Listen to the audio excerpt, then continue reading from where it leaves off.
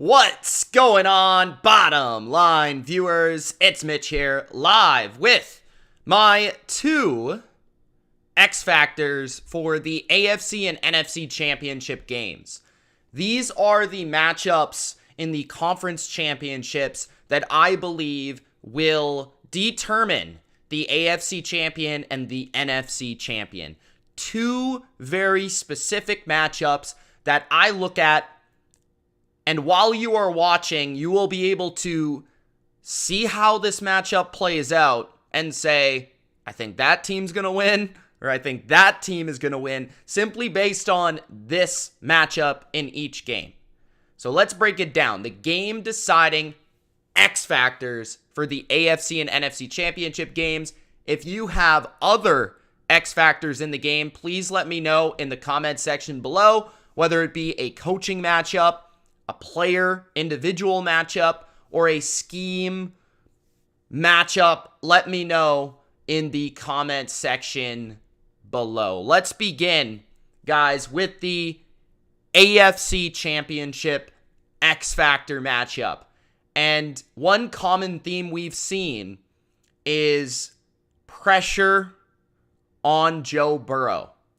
And if you can't get to Joe Burrow, you have no chance of beating Joe Burrow. When you get pressure on Joe Burrow, you have a chance to beat the Cincinnati Bengals. I believe the X-Factor matchup in the AFC Championship is Chris Jones and this Chiefs pass rush taking on the Cincinnati offensive line. Why is that such a big deal? Obviously, you need pressure on Burrow to win. But it's actually such a big deal because of how it impacts both the offense of the Bengals and the defense of the Chiefs. Everybody talked about last week Cincinnati's offensive line. There's a reason they were 5.5 point, 6-point underdogs to the Buffalo Bills traveling on the road to Buffalo. Now, they're 1.5 point dogs traveling on the road to the number 1 seed, Kansas City Chiefs. And a big reason the Chiefs have been unable to beat Burrow and the Bengals is because they have not taken him down for enough sacks. They have not gotten enough pressure. They have not caused enough game-changing plays due to their pass rush. But it's very interesting from a Chiefs perspective as well, right? Because when you look at the Chiefs defensively, since week 12, the Chiefs are recording a pressure rate at the 6th highest rate in the NFL, meaning they are one of the 6 best teams in the NFL at creating pressure against opposing quarterbacks. But they're only blitzing at the 10th lowest rate in the league, which means that oftentimes they're getting pressure, but they're also getting pressure without having to send extra people at the quarterback. I believe that Spagnuolo is going to come into this game plan and come into this matchup in this game and try to attack this offensive line in a way that Buffalo didn't try to attack this offensive line. They, I believe, will show multiple looks. Multiplicity is the name of the game when it comes to Spagnuolo. There's going to be times where they rush 4. There's going to be times where they try to find that individual matchup that they like most with Chris Jones, their dynamic interior rusher who can also play on the edge, a guy that can move around. He's the best player at his position. He's one of the 3 best defensive players in the NFL. And he's a guy that can impact the game. You can line him up against the left guard or the right guard or the center. You can put him over the right tackle or the left tackle, and you can find those individual matchups to pick on the defensive line. But they also have guys like George Karlaftis, the rookie who's had a nice little rookie season, but also playoff Frank Clark, for whatever reason, just plays better in the playoffs. Not a very good player during the regular season, but seemingly always ups his game in the big moments. He has a ton of sacks in the playoffs throughout his career and was very impactful and influential to the Chiefs when they won that Super Bowl, as well as that last run that they had a couple seasons ago. So looking at the Chiefs, I think Spagnuolo, he's going to have moments where he does blitz, but he's going to have moments where he sends 4. He's going to have moments where he's looking like he's sending blitz, but he's backing out. He's going to have moments where it looks like it's going to be a blitz. He's going to play man. It looks like it's going to be a blitz. He's playing zone, but then he's sending different people all the time. So he's going to be having simulated pressures up front, And that's something that I just didn't feel like Buffalo did enough of. They didn't test this offensive line. They didn't go out there and try to play with their minds. They didn't go out there and try to test their protections, okay, if this guy comes but this guy drops, what happens? Buffalo is very, very simple in their approach against this offensive line of the Bengals, one that has 3 backups, right? And I do believe the Chiefs will attack this because Steve Spagnuolo knows how to attack this stuff. He's very good at attacking protections, and that will determine whether or not Joe Burrow has enough time to make plays. On top of that, I did allude to, while this is such a huge matchup, because not only does this impact Burrow and the offense of the Bengals and potentially their potency down the field, but it actually really impacts how the Chiefs play defensively. One of these interesting stats that I did find is that the Chiefs, when they do get pressure, they're the best defense in the NFL in EPA per attempt. So this Chiefs defense is not one to be known as a great defense, but when they are getting pressure, they are unbelievable. They are the best team in the league, and I think it has to do with because they like to play a lot of press coverage, they like to play aggressive coverage on the outside. If they're getting pressure, it means that is going to rather be an incompletion or maybe go up in the air for an interception, because usually there's nothing open down the field if they're getting that immediate pressure. But if that immediate pressure doesn't come, that usually means that receivers are able to separate down the field and they give up big plays, which is also corresponded to the other statistic of if they don't get pressure, how good are they? Well, they were first when they get pressure. They're 32nd when they do not get pressure in the NFL. So this is going to determine the game, guys. You're rather going to get a Chiefs defense that's playing really, really well because they're getting pressure, or a Chiefs defense that's getting shredded because they're not getting pressure. And that's what it comes down to for the X-Factor matchup of the AFC. Can Chris Jones take over in a way that nobody on the Bills' defensive line could? That Ed Oliver couldn't do this. Okay? And can Spagnuolo find enough ways to attack Joe Burrow? And can the Bengals find ways to create that extra moment of time for Joe Burrow to hit big plays down the field? If the Bengals can create time for Joe Burrow, they will win this game, and it's not much more complicated than that, guys. So that is the AFC. Let me know your X Factor for the AFC.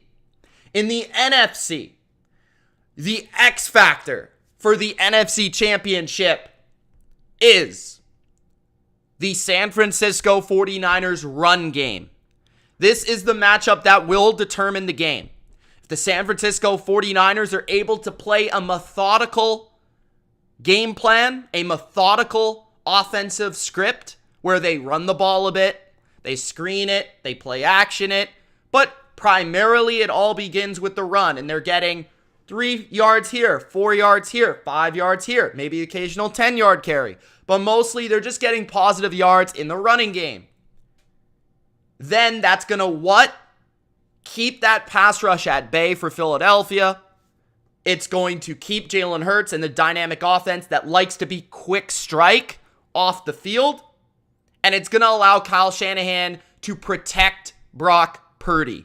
The key to the NFC Championship, as much as I've been bragging about you guys are underrating Brock Purdy, which I believe you are, I believe if Brock Purdy participates very little in this game, it's a good sign for the San Francisco 49ers. What do I mean by that?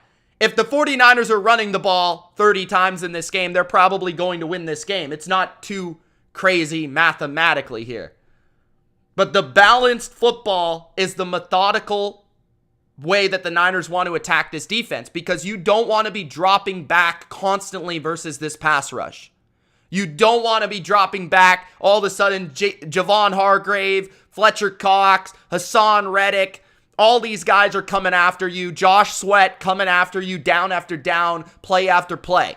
If the Niners are able to run the ball in a few different ways with their running backs or their wide backs, Deebo Samuel, Christian McCaffrey, Elijah Mitchell, maybe even Kyle Juszczyk, if they're able to run the ball and open this defense up and allow this Eagles defense to have to shift into a we gotta stop the run, then that's going to open up what? That's going to open up Kyle Shanahan's bag of play action plays. That's going to allow easy throws for Brock Purdy down the field. And that is where the Eagles get in trouble defensively. So it all begins with the running game on that side of the football field.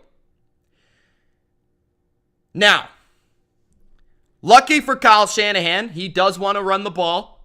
The Eagles have shown a weakness against the run. This is why it's so important. This is why it's the X-Factor. Because just like the AFC Championship, if the Eagles are able to stop the run, something that they're not very good at, that would change this game because we already know how good they are at pass defense. We already know how good they are at sacking the quarterback, right? 70 sacks. That's all anybody talks about. Their run defense, on the other hand, has been their Achilles heel this year, right? The Eagles have shown weakness. They're 21st in run DVOA, so near the bottom of the league. Since getting Ndamukong Suh and Linval Joseph, I know a lot of Eagles fans will say, well, that was early in the year, blah, blah, blah, blah, blah. Since getting those two, they're still below average. I believe they're the 16th team in the NFL DVOA against the run. So they're still average to below average, facing an elite run offense, okay? They're also, which may be even more important than being 21st on a normal play, they're 32nd in short yardage run defense. So there's 32nd in third and fourth and 1 or 2 yards. So that's going to allow the Niners to be able to move the chains when they get into 3rd and 1 or 4th and 2. And if they do go for it, they should have the advantage in those situations. And then they're also 26th in generating negative runs, generating losses or no gains from the offense, which I think is very important because we saw last week Dallas was kind of hit and miss with their run D. Mostly early, they were very good, but they were also creating negative stops, right? They were creating -3 on the play, -4 on the play, -2 occasionally, which forced Brock Purdy behind the sticks and forced him to throw. That's what the Eagles want, but the Eagles defensively are not as good in this area. They're not as good at stuffing the running back. And as long as the Niners are just getting 2 yards here, 4 yards there, and they're always getting positive yards, the Niners can take a page out of the Washington Commanders playbook and just eat that clock and run the football just here and there to keep that pass rush from teeing off at the quarterback. So that's very, very important. Can the Eagles play better against the run, elevate their game against the run to set up their pass rushers for success? And can Kyle Shanahan, Brock Purdy, and this running game, can they play their best to control the pace of the game as the underdog on the road? Very crucial, very crucial. So if the Niners are able to run this ball, I think they win the game. If the Eagles stop the run, I think they win the game. And it's really that simple. I'm not saying the Niners have to go in there and run for 200. I'm not saying that. But can they do enough to not put Brock Purdy in vulnerable situations? And those are your X factors for the AFC and NFC Championship games, guys. If you enjoyed this breakdown, don't forget to spike the like button. Let me know your X factors in the comment section below. Appreciate everybody who did tune in live. I just wanted to go, live quick here on a Saturday before the games tomorrow. Give you another extra layer of a breakdown for you guys to enjoy. And we will see you tomorrow, guys, because tomorrow is the very last final 2 streams of 2022-2023 NFL. It's sad, but it's also exciting. So I hope to see everybody there tomorrow.